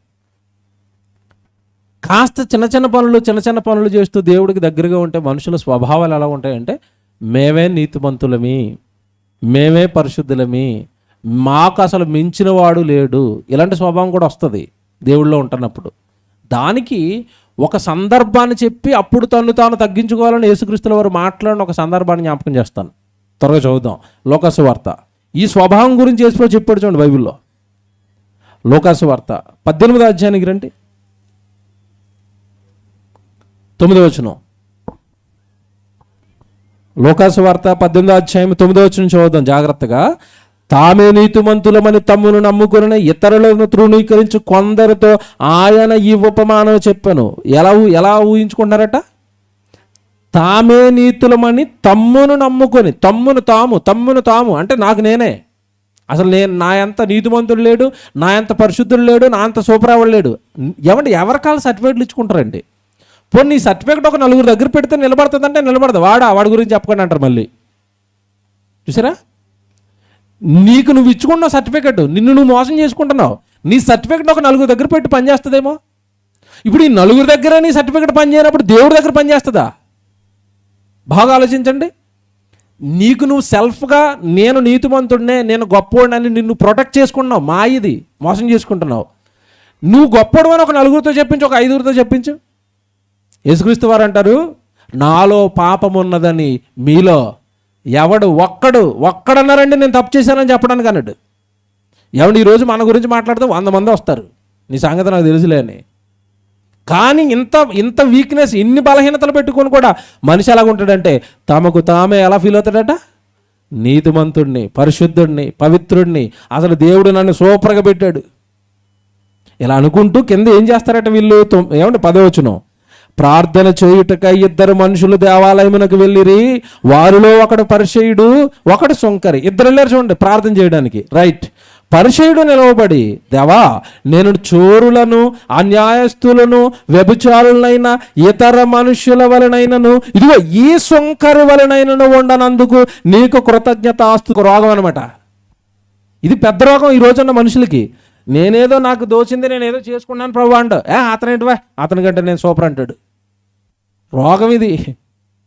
ఎవరితో పోల్చుకుంటున్నావు? అతనేంటి అలా చేస్తాడు, ఇలా చేస్తాడు, అలా చేస్తాడు, నేనేం చేయను, నేను ఇంకా టాప్ అంటాడు. అంటే నీ భక్తి ఈ స్వభావం చెప్తాను జాగ్రత్తగా వినండి. అందరిలోనే ఇది ఉంటుందండి. నీ భక్తి జీవితాన్ని నువ్వు చూపించుకోవడానికి ఎదుటివాడిని నేరస్తుడిని చేస్తున్నావు. నువ్వు ఎవరో తెలుసా? సొంకరు, నువ్వు క్షమించండి పరిచయుడివి. నీ భక్తిని చూపించుకోవడానికి ఇంకొకరిని తగ్గించాలా? నువ్వు గొప్పవాడవని చూపించుకోవడానికి ఇంకొకరిని నేరస్తుడిగా నిలబెడతావు ప్రజల ముందు. చాలామంది ఈ స్వభావం ఉంటుంది తెలుసండి. ఎవరైనా కొంచెం బాగున్నారంటే ఆడదేముందండి, ఆలో లోపం ఉంది, ఈ లోపం ఉంది, నాలో ఏమి లేవు అంటే అర్థం ఏంటి? ఇతడు సూపర్ అని చెప్పుకోవడానికి ఒకరిని తగ్గించేస్తూ ఉంటాడు. పరిచయుడు. ఇలా పరిస్థితి ఏంటో తెలుసండి, ఇలా పరిస్థితి ఏంటో తెలుసా? నిజంగా బైబిల్ బట్టి చెప్తున్నానండి. ఇలాంటి స్వభావం కలిగి ఎంత భక్తి ఉన్నా సరే చివరికి పోయేది పాతాళానికే. కారణం ఏంటో తెలుసా? నీ భక్తి ఏదో నువ్వు దేవుడికి చూపించుకో అంతే తప్ప నీ భక్తిని చూపించుకోవడానికి ఇంకొకరిని నేరస్తుడుగానో ఇంకొక తప్పుడు వ్యక్తిగానో చిత్రీకరిస్తున్నావంటే ఖచ్చితంగా పాతాళానికి పంపిస్తాడు. ఇప్పుడు ఇక్కడే చెప్తాడు యేసుప్రభువు ఆ సంగతి. ఏమని పరిచయుడు ఏమంటున్నాడట ప్రార్థన చేస్తూ, నేను చోరుడుగా లేదు, అన్యాయస్తుడిగా లేను, వ్యభిచారునిగా లేను, ఇతర మనుషుల్లాగా నేను లేను అంటే పర్వాలేదు, అక్కడ వరకు ఆగిపోతే పర్వాలేదు. నేను వ్యభిచారం చేయట్లేదు దేవా నీ ఆజ్ఞల ప్రకారం, నేను దొంగతనాలు చేయట్లేదు ప్రభా, నేను నేరాలు చేయట్లేదు ప్రభా అంటే పర్వాలేదు. అక్కడ వరకు నేను బాగానే ఉన్నాను ప్రభా, నీ ఆజ్ఞలు పాటిస్తున్నాను ప్రభా అంటే బాగుండు. అక్కడితో ఆగిపోతే బాగుండు. ఆగలేదు, ఒక మెట్టు ఎక్కాడు. అడుగో ప్రభా అక్కడ మోకాలు వేసి ప్రార్థన చేస్తున్నాడు కదా, ఆడు పెద్ద వేస్ట్ ఫెలో. ఇదేంటిది? అగో గుడికి వస్తున్నాడు కదా, ఆయన వేస్ట్, నేను సూపరు. ఇదేంటిది? సరా ఈ స్వభావం ఎవరిలో అయితే ఉంది వీడు పెద్ద గర్విష్టి తెలుసా? గర్వపు స్వభావం ఇది. గర్వపోతులు అంటాడు బైబిల్లో. నేనే ఉందండి, నేను చేస్తున్నది ఏముందండి, నేనేదో చిన్నది చేస్తానండి దేవుడికి, నా భక్తి ఏ పాడుదండి, ఆయనతో పోల్చుకుంటే నేనెంతండి, ఆవిడతో పోల్చుకుంటే నేనెంతండి, ఆ సహోదరుడితో పోల్చుకుంటే నా భక్తి తక్కువేరండి. వీళ్ళు అలాంటి వాళ్ళు తెలుసండి, తగ్గించుకునే వాళ్ళు. వీళ్ళు నచ్చుతారు దేవుడికి, వీళ్ళ స్వభావాలు నచ్చుతాయి దేవుడికి. అందుకే బైబిల్లో సామెతల గ్రంథం మీరు చదవండి. ఆ గర్విష్ఠులతో సహవాసము, గర్వపోతులతో సహవాసము, గర్వ స్వభావం కలిగిన వాడితో సహవాసం వాడితో పాటు నిన్ను కూడా పాతాళానికి తీసుకువెళుతుందని రాశాడు. ఎంత గర్వం అండి వీడికి. వీడు ప్రార్థన వీడు చేసుకోక ఎదురుగా ఉన్న సుంకరని చూపిస్తాడా, ఇదిగో ఇతనిలాగా నేను లేను. ఇదేంటిది? అతను ఎలాగున్నాడో నీకేం తెలుసు? అతని చుట్టూ సీసీ కెమెరాలు పెట్టి ఏమన్నా చూస్తున్నావా? ఏమండి అతనిలా నేను లేనంటే అతను తప్పుడోడని నువ్వెలా సర్టిఫికేట్ ఇస్తావు? అది దేవుడికి వచ్చిన కోపం. అక్కడ నీ భక్తి ఏదో నువ్వు చూపించుకో, అతను తప్పుడోడని నువ్వెందుకు చెప్తున్నావు? ఎంత బాగా రాశాడు చూడండి. 11వ వచనం మళ్ళీ చదువుదాం. పరిచయుడు నిలవబడి, దేవా నేను చోరులను, అన్యాయస్తులను, వ్యభిచారులనైనా, ఇతర మనుషుల వలనైనను, ఈ సొంకరి వలనైనను ఉండాలందుకు నీకు కృతజ్ఞతలు. ఇక్కడ కోపం వచ్చింది దేవుడికి. ఈ సొంకరి అంటే ఎంత చీప్గా తీసాడండి అతన్ని. సొంకర్లు అంటే తెలుసు కదండి, సొంకర్లు అంటే తెలుసు. ఈ కొత్త నిబంధనలు సొంకర్లు అంటే ఎవరు? పొట్టుజక్క ఎవరు? సొంకరి. వాళ్ళు ఇన్కమ్ ట్యాక్స్ వసూలు చేసుకుంటారండి, ఏదో జీవనం చేసుకునేవారు పాపం. వాళ్ళు యూదుల్లోంచి విడిపోయిన ఒక తెగ ఇది. సొంకర్లుగా పిలువబడుతున్నారు ఆ రోజు. వాళ్ళని పాపులుగా ఈ పరిచయులు, శాస్త్రులు, సద్దుకైలు అందరికీ వాళ్ళకి ఎలాంటి ముద్ర వేశారంటే సొంకరి అనగానే పాపి అంటున్నారు అంతే. వీడు కూడా పాపులు అని అందరూ అంటున్నారు కదండి, దేవుడి ముందు అనేసాడు వీడు పాపి అన్నాడు. నువ్వెవడవరా పాప అనడానికి? ఆడు నా దగ్గరకు వచ్చి ప్రార్థన చేస్తున్నాడు. సరే దేవుడు ఎలా దిగాడు? ప్రారంభంలో చదువుకున్న వచనం ఇప్పుడు మీకు అర్థమవుతుంది. ఏ వచనం? గర్విష్ఠులకు ఆయన తప్పక ప్రతీకారము చేస్తాడు. నీ భక్తి ఏదో నువ్వు చెప్పుకో తప్ప ఆడు తక్కువ అంటున్నావేంటి, ఆడు వేస్ట్ అంటున్నావేంటి? ఇప్పుడు చూడండి కిందకి వెళ్ళేసరికి 12వ వచనం. వారమున 2 మారులు ఉపవాసము చేయుచు నా సంపాదన అంతటిలో 10వ వంతు చెల్లించుచున్నానని తనలో తాను ప్రార్థించుచుండెను. చూసారా? ఏమంటే మళ్ళీ ఏం చెప్పుకున్నాడు కిందకి వెళ్ళేసరికి? వారమున 2 మారులు ఉపవాసం చేస్తున్నాను, నా సంపాదన అంతట్లో 10వ భాగం ఇస్తున్నాను. నేను కాకపోతే ఎవడున్నాడు భక్తుడు భూమి మీద? చూసారా? అంటే మనం చేస్తున్న చిన్న చిన్న పనులు మనకేం తెస్తున్నాయి లోపల? వీడికి ఏం తెచ్చినాయి? వారానికి 2 రోజులు ఉపవాసం చేసి చిన్న కానుక దేవుడే ఒక అబ్బా నేను సూపర్ అండి, ఆడు వేస్ట్ అండి. ఇదేంటండి ఇది? ప్రసంగాలు చేస్తూ నిద్ర మానుకొని దివారాత్రాలు దేవుడి గురించి తిరుగుతున్న మేమే భయం వేస్తుంది ఒక్కొక్కరిని చూసినప్పుడు. నేను ప్రసంగాల్లో చాలామంది గురించి చెబుతూ ఉంటాను, ఆయన చూసి నేను చాలా నేర్చుకున్నానని. ఎందుకు చెప్తున్నాను తెలుసండి? ఈ స్థితిలో ఉన్న దేవుడు ఎలా వాడుకుంటున్నా, ఎక్కడ ఏ కోశాన కూడా లోపల ఇంత కూడా నేను ఏదో దేవుడికి చేస్తున్నాను ఆ భావం ఇప్పటికీ నాలుగు రాలేదండి. చేసేది ఏముంది? చిన్నది. లాస్ట్ టైం చూపించిన బాబా ఫోటోలు ఉన్నాయా మీ దగ్గర? మేకలో ఆయన ఫోటోలు వేశారు, చూపిస్తారా? వరంగల్లో నేను మీటింగ్స్కి వెళ్ళానండి. 3 రోజులు డేట్లు తీసుకున్నారు. చివరి వారం చెప్పాలన్న ఫోటోలు వేసి మిస్ అయిపోయాను. అందరిలో నాది ఉందట. తర్వాత చెప్పారు ఆ ఫోటోలు ఏటన్నా అన్నారు. ఆ డౌట్ ఉండిపోద్ది కనుక చెప్తున్నాను. వరంగల్కి మీటింగ్కి వెళ్తానని 3 రోజులు డేట్లు తీసుకున్నారండి. ఆ 3 రోజులకు ముందు, ఆ మీటింగ్కి వెళ్ళడానికి ముందు నాకు కొంచెం ఆరోగ్యం బాగోలేదు, పడుకుండిపోయాను ఒక రోజంతా, ఫోన్లు ఎత్తట్లేదు, ఓ రోజంతా ఫోన్ పక్కన పడేశాను, నీరసం వచ్చేసి మాట్లాడలేని స్థితి ప్రయాణాలకి. రైట్, ఫోన్ ఎత్తకపోయేసరికండి ఇతని మీటింగ్ ఇంకో 4 రోజులు ఉంది. ఆ మధ్యలో కోట్ వేసుకుని ఉన్నాడు చూడండి, అతను కన్వీనర్ అండి. ఎలాగున్నాడు చూడండి, కొంచెం జూమ్ చేయను, ఆయన అవుతుందా? అదిగో ఆ పిల్లోడు పక్కన ఉన్నాడు కదండి, అదిగోండి ఆయనండి, ఆయన కన్వీనర్ అండి. 3 రోజులు సభలు పెట్టాడండి పబ్లిక్గా, గ్రౌండ్లో 3 రోజులు సభలు పెట్టాడు. 100 మంది పబ్లిక్ వచ్చేసారండి. 3 రోజులు వచ్చిన వాళ్ళందరికీ భోజనాలు పెట్టేవాడు. నేను అనారోగ్యం బాగోలేదనేసరికి విచిత్రం ఏంటంటే అతను ఎవరో నాకు తెలియదండి, మొహం కూడా చూడలేదు. అక్కడికి వెళ్ళేంతవరకు అతను ఎవరో నాకు తెలియదు. డేట్లు తీసుకున్నాడు, ఫోన్లో మాట్లాడతాడు, మన యూట్యూబ్ ఛానల్లో ప్రతిరోజు ప్రసంగాలు వింటాడు. విచిత్రం ఏంటంటే ఇప్పుడు కూడా ప్రసంగం వింటున్నాడు అతను అక్కడ, ఇప్పుడు ఈ లైవ్ కూడా చూస్తూ ఉంటాడు. నేను వచ్చేటప్పుడు ఇయర్ ఫోన్స్ ఇచ్చి వచ్చానండి. ఆయనకి ఏదోటి ఇవ్వాలన్న మనసు వచ్చేసింది నాకు. నా దగ్గర నేను వెంటనే ఇయర్ ఫోన్స్ ఉంది, అతనికి ఇచ్చేసాను. ఎందుకంటే లైవ్ అతను చేసే ఉద్యోగం ఏంటో తెలుసా? నెక్స్ట్ ఫోటో చూపించు బాబు. అదండి, ఏ ఉద్యోగం చేస్తున్నాడు? కొండలలో గొర్రెలను మేపుకుంటాడండి. 3 రోజులు మీటింగ్ పెట్టడానికి 4 గొర్రె పిల్లలు నమ్మేశాడు, 4 మేకలు నమ్మేసండి. 3 రోజులు మీటింగ్ పెట్టాడండి. అగో వెనకాల ఉన్నావు, అగో అవే అతను పనిచేసేవాడి, అదే అతను మంద. ప్రతిరోజు మేకలు తోలుకొని కొండకి వెళ్ళటం, ఏమండి ఇంటికి రావటం, ఆదివారం రోజు ఆరాధనలోకి వెళ్ళటం, ఇలాగా మన యూట్యూబ్లో మన ప్రసంగాలు వినండి. విచిత్రం ఏంటంటే టైటిల్ కూడా అతనే తీసుకున్నాడు. నేను 3 పాఠాలు విన్నాను మీవి, ఆ 3 పాఠాలే నాకు ఇక్కడ మా దగ్గర మాట్లాడాలి. పునాది మీద ఆగిపోయిన మందిరం, యేసుక్రీస్తు న్యాయపీఠం ఏం జరుగుతుంది, మనిషికి పోవాల్సింది పాపమా రోగమా, ఇవన్నీ యూట్యూబ్లో నేను విన్నాను, ఇవి మా ఊరికి చెప్పాలి. ఈ 3 టైటిల్ కోసమే నేను మేకలు అమ్మేస్తున్నాను. అమ్మేశాడండి, అమ్మేసి మీటింగ్లు పెట్టాడు. ఘనంగా గొప్పగా జరిగాయి. విచిత్రం అంటే వెళ్ళే వరకు అతను ఎవరో కూడా తెలియదండి నాకు. వెళ్ళిన సెకండ్ డే ఏమో అడిగాను నేను, నాయన ఏం చేస్తావు నువ్వు అని అడిగాను. అప్పుడు చెప్పాడు ఈ విషయం అంతా, నేను గొర్రెలు మేపుకుంటానన్నయ్య. ఏమంటే గొర్రెలు మేపుకునే వ్యక్తి 4 గొర్రె పిల్లలు అమ్మేసి 3 రోజులు సభలు పెట్టడం అంటే ఏంటంటే అతనికి ఏముంది చెప్పండి లోపల? ప్రేమ. దేవుడు అంటే, వాక్యం అంటే ప్రేమ, ఏదోటి దేవుడికి చేయాలన్న తపన. ఫిదా అయిపోయానండి అతనికి. నేనైతే అతనికి ఫిదా అయిపోయాను. లోకంలో స్థితి బాగుండి, లక్షల రూపాయలు అకౌంట్లో ఉండి, లక్షల రూపాయలు అధికారులుగా ఉండి కూడా ఏమంటే ఈరోజు దేవుడికి ఒక 50,000, 40,000, 30,000, 20,000 ఖర్చు పెట్టలేని మనుషులు ఉన్నారు, కోటీశ్వరులు ఉన్నారు, లక్షాధికారులు ఉన్నారు. ఏమంటే దేవుడికి ఏమీ చేయరు. కట్టిక పేదవాడండి, ఒక చిన్న గుడిసెలో ఉంటున్నాడు. ఆ పక్కనే మేకలకు కూడా గుడిసె ఉందండి. ఆ గుడిసెలో ఉంటాడు, ఈ పక్కన గుడిసెలో మేకలు ఉన్నాయి. అతనేంటండి 3 రోజులు ఆ ఊరు మొత్తానికి సభలు పెట్టి బోలు మంది సేవకులను పిలిపించి, నన్ను పిలిపించి ఆడంబరంగా ఘనంగా 3 రోజులు సభలు జరిగించాడండి. దేవుని పిల్లరా, అందరి బోధలు లాంటివి కాదు మా బోధలు. పక్కన ఉన్నది బజ్జీలు అమ్ముకుని ఆయన 1,00,000 రూపాయలు ఇచ్చాడు, నాకు 1,00,000 అయ్యింది అకౌంట్లోనని. మేము అలాగే బజ్జీలు అమ్ముకున్నాడు 1,00,000 ఇచ్చాడు, ఈ గొర్రెపొదులు అమ్ముకున్నాడు 1,000 ఇచ్చాడు, నాకు 1,000 అయ్యింది. ఈ పనులు చెప్పడం లేదు మేము. అతడు తన ఆస్తి నమ్మి దేవుడు పని చేశాడు. మీరు కూడా దేవుడికి చేసుకోండి, మాకెమ్మని ఎప్పుడు మేము అడగం, అవసరం లేదు.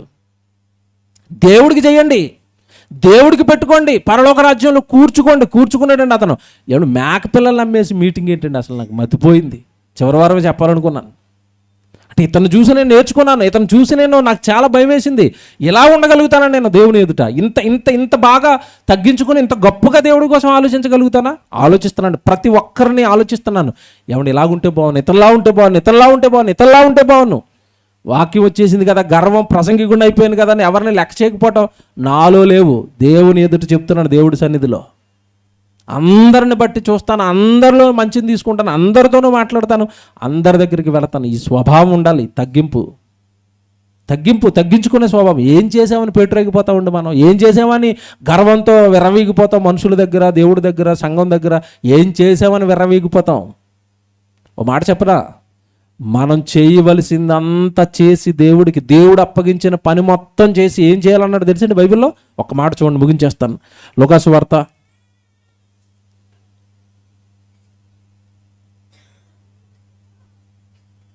17వ అధ్యాయము 9వ వచనం చదువుదాం డైరెక్ట్గా. పైన దాసుడు గురించి చెప్తాడండి. దాసుడు యజమానుడు చెప్పిన ప్రతి పని చేస్తాడు కదా, అలా చేసిన తర్వాత ఎలా ఆలోచించాలో చెప్తున్నాడు చూడండి.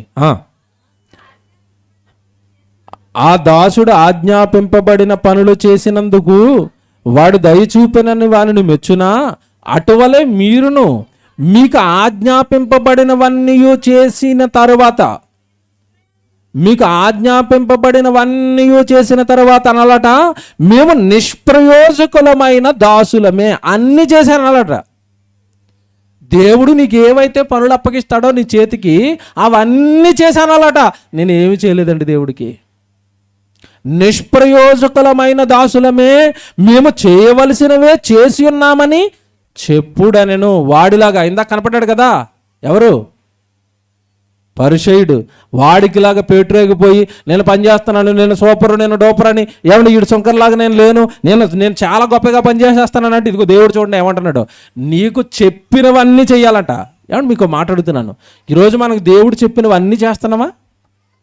నేను దేవుడు చెప్పినవన్నీ చేస్తానని ఒక్క చెయ్యి లేపండి, ఒక్క చెయ్యి. 2 ప్రశ్నలు అడుగుతాను. చెయ్యి లేపితే 2 ప్రశ్నలు అడుగుతానండి. ఒక చెయ్యి లేపండి. నేను దేవుడు చెప్పినవన్నీ చేస్తున్నాను వాళ్ళు చేయలేపండి. దివారాత్రములు ధ్యానించేవాడు ధన్యుడు. లేపండి చెయ్యి, చేయలేపండి. సర్వలోకానికి వెళ్ళి సర్వ సృష్టికి సువార్తను ప్రకటించండి. మేము పక్క కాలనీకి కూడా వెళ్ళం ప్రభు. చేయలేపండి. ఏమీ చేయకుండా భక్తిపరులుగా ఏమీ చేయకుండా ఏదో పెట్టరేగిపోతూ హెచ్చించేసుకుంటూ నేను సూపరే మోసం చేసుకుంటున్నావు. మోసం ఇదంతా. దేవుని పిల్లరా, లోబడిపోవాలండి. ఏముందండి జీవితం 3 నాళ్ళ ముచ్చట, ఉండం కనబడం. ఒక 30 సంవత్సరాలు అయితే భూమి మీద నా పేరు ఉండదండి. ఇంకొక 20 సంవత్సరాలు అయితే మీ పేరు ఉండదండి. అసలు బైబిల్లోకి లోతుల్లోకి వెళితే రేపేం జరుగును మీకు? రేపు కనబడని మనకెందుకు గర్వం, రేపు ఉండని మనకెందుకు ఈ పొగరు, రేపు ఉండని మనకెందుకు ఈ లోబడని గుణం? ఉన్నంతకాలం అందరితో కలిసిపోయి, ఉన్నంతకాలం అందరితో ప్రేమగా ఉండి, ఉన్నంతకాలం దేవుడి వాక్యానికి లోబడిపోయి, ఉన్నంతకాలం సంఘంలో జరుగుతున్న ప్రతి పనిలోనూ ఉండి, ఏదో ఒక మూల దేవుడిని మెప్పించి పరలోకం వెళ్ళిపోతాం. నాకు ఇచ్చినవన్నీ చేసుకోలేకపోతున్నాను దేవా, ఏదో నీకు తోచింది అలా చేస్తున్నాను, అన్నీ చేయలేకపోతున్నాను, నేను నిష్ప్రయోజకుడిని మనల్ని మనం దేవుని ఎదుట తగ్గించుకొని, దేవా నన్ను పరలోకం ఇవ్వండి అని అడగవలసిన వాడు హెచ్చించుకుంటున్నాడు. ఈరోజు మీరు చాలా సందర్భాల్లో చదువుతారండి. లూకాసు వార్తలో బిడ్డలను తీసుకొస్తారు, ఆటంకపరుస్తున్నప్పుడు యేసుప్రభువు వాళ్ళతో ఒక మాట అంటాడు, బిడ్డలను మీరు ఆటంకపరచకండి, నా యొద్దకు రానివ్వండి అని చెప్పి అక్కడ ఒక మాట అంటాడు, మీరు మార్పు నొంది బిడ్డలలాగా మిమ్మల్ని మీరు తగ్గించుకుంటేనే కానీ అని ఒక పదం ప్రయోగిస్తాడు. అది చదువు ముగించుకుందామా? బాగుంటుంది, చాలా బాగుంటుంది. లూకాసు వార్త ఏమండి వచనం చెప్పండి. 18వ అధ్యాయమే, రైట్. 18వ అధ్యాయము 15వ వచనం చదవండి. తమ శిష్యులను ముట్టవలెనని కొందరు ఆయన యొద్దకు వారిని తీసుకొని రాగా, ఆయన శిష్యులు అది చూచి తీసుకుని వచ్చిన వారిని గద్దించిరి. అయితే యేసు వారిని తన యొద్దకు పిలిచి, చిన్న బిడ్డలను ఆటంకపరచక వారిని నా యొద్దకు రానియుడి, దేవుని రాజ్యం ఎలాంటి వారిదే. ఏమండి ఇది మత్తయి సువార్తలో బాగుంటుందండి. దయచేసి మత్తయి సువార్తకు వద్దాం. మత్తయి సువార్త 18వ అధ్యాయం, ఇదే సందర్భం. మత్తయి సువార్త 18వ అధ్యాయము మొదటి నుంచి చదువుతున్నాను, జాగ్రత్తగా చూడండి. 18వ అధ్యాయం మొదటి వచ్చిన మత్తయి సువార్త. ఆ కాలంలో శిష్యులు యేసు వద్దకు వచ్చి, పరలోక రాజ్యంలో ఎవడు గొప్పవాడని అడుగగా, చూసారా శిష్యులు ఏమడుగుతున్నారు చెప్పండి ఇక్కడ? పరలోక రాజ్యంలో దేవుడు ఎదుట ఎవడు గొప్పోడు అని అడిగారు. ఇప్పుడు ఈయన ఏం సమాధానం చెప్తాడు చూడండి. ఆయన ఒక చిన్న బిడ్డను తన యొద్దకు పిలిచి వారి మధ్యను నిలువబెట్టి ఇట్లనెను, మీరు మార్పు నొంది బిడ్డల వంటి వారైతేనే గాని పరలోక రాజ్యములో ప్రవేశింపరని మీతో నిశ్చయముగా చెప్పుచున్నాను. 4వ వచనం, కాగా ఈ బిడ్డ వలె తన్ను తాను తగ్గించుకుని వాడెవడో వాడే పరలోక రాజ్యంలో గొప్పవాడు. జాగ్రత్తగా వినాలి ఇది. ఈ బిడ్డలాగా తన్ను తాను ఎవడైతే తగ్గించుకుంటాడో వాడే పరలోక రాజ్యంలో గొప్పవాడు. ఇప్పుడు తగ్గింపును నేర్పించడానికి ఎవరిని పట్టుకొచ్చాడు చెప్పండి? ఎవరిని పట్టుకొచ్చాడు? చిన్ని బిడ్డను పట్టుకొచ్చాడండి. జాగ్రత్తగా వినండి. చిన్ని బిడ్డలో గర్వం ఉంటుందా, తగ్గింపు ఉంటుందా? ఆయన కొట్టారనుకోండి, మీరు ఏం చేస్తాడు చెప్పండి? పిల్లల్ని మీరు కొట్టారనుకోండి, ఏం చేస్తాడు? మీ పిల్లల్ని మీరు కొడతారు కదండి, ఏం చేస్తాడు చెప్పండి? ఏడుతాడు. ఏడ్చిన తర్వాత ఇలాగ కళ్ళు ఇలాగ తేలేసి ఇలాగే చూస్తూ ఉంటాడండి. అంటే ఏంటాళ్ళో నాయన నీకు నమస్కారం కొట్టక నాయన ఒళ్ళు చీలిగిపోతుంది, నేను ఏదో తప్పు చేశాను, హక్కును చేర్చుకో. అదే కదన్నా చూపుల అర్థం, అదే కదా చూపుల అర్థం. అంటే వాడు ఇప్పుడు నన్ను కొడతావా అన్నాడా, తగ్గించుకుని మళ్ళా హక్కును చేర్చుకోవడానికి మీదకి వస్తున్నాడా? భలే రాసేటండి బైబిల్. అర్థం అవ్వలేదు కానీ మనకి బిడ్డలా తగ్గించుకోవాలట. బిడ్డలు ఎలా తగ్గించుకుంటారండి? మీ పిల్లల్ని కొట్టినప్పుడు అండి ఆడు ఏడుతాడండి, మీదకి వచ్చి మళ్ళీ పట్టుకుంటాడండి. మీకు ఇప్పుడు మాట్లాడుతాను, వాడిని కొడితే తగ్గించుకుని మీ దగ్గరికి వచ్చాడు. మిమ్మల్ని ఎవడైనా కొడితే మీరు ఏం చేస్తారు చెప్పండి? చెప్పండి. నన్ను కొడతావా, నా కులం, నా గోత్రం, నా వెనకాల ఉన్న బలం మొత్తం దింపుతాను, పలానా సెంటర్లో ఉండు. అదేనా? తగ్గించుకున్నాడా? పేట్రేగాడా? పేట్రేగుతాడు మనిషి. ఇక్కడ తగ్గింపుకి ఎవరిని ఎగ్జాంపుల్గా పెట్టాడు? అక్కడ బిడ్డలు తగ్గించుకుంటారు నాయన. అలాగ ఉండిపోతేనే పరలోకం. నాకు పిచ్చోడిని అయిపోయానండి. అంటే ఇప్పుడు నేను మీకు విషయం తెలుసా, పిల్లలతో మీరు ఎక్కువసేపు గడపండి. ఎవరితోని? ఇగో మన వైస్ ప్రిన్స్ గారు పిల్లలు ఉంటారు, ఆ సిన్నితోని, ఆ తర్వాత ఇంకొకడు బుడ్డాడు ఆ జాయ్ గడితోని, ఆడుతూ ఉండండి కాసేపు. ఎలాగుంటుంది? ప్రశాంతం. వాళ్ళ నవ్వులే ఉంటుంది ప్రశాంతం. ఎవడు ఎక్కడ కక్ష భేదమో, నువ్వు అలాగా నేను ఇలా, అలాగే ఉండదు. ఎవడు ఎత్తుకున్నా వచ్చేస్తారు, ఎవరు నవ్వునా నవ్విస్తారు, ఎవరు ఆడించినా ఆడిస్తారు. అలా తగ్గించుకోవాలట, అలా ఉండాలట. అప్పుడు పరలోక రాజ్యం అట. ఇంతకాలం మనం తగ్గింపు అయిపోతే చిన్నదనుకున్నామండి. నాకు ఈ పాఠం రాసిన తర్వాత అర్థమైంది, తగ్గింపు లేకపోతే పరలోకమే పోతుంది. తగ్గింపు లేకపోతే పరలోకాన్నే పోగొట్టుకుంటాం. ఎవడు పరలోకంలో గొప్పవాడంటే బిడ్డలా తగ్గించుకున్నవాడే పరలోకంలోకి వస్తాడు, పరలోకంలో ఉంటాడు. అంటే తగ్గింపు స్వభావం ఉంటే పరలోకం, గర్వపు స్వభావం ఉంటే పాతాళం.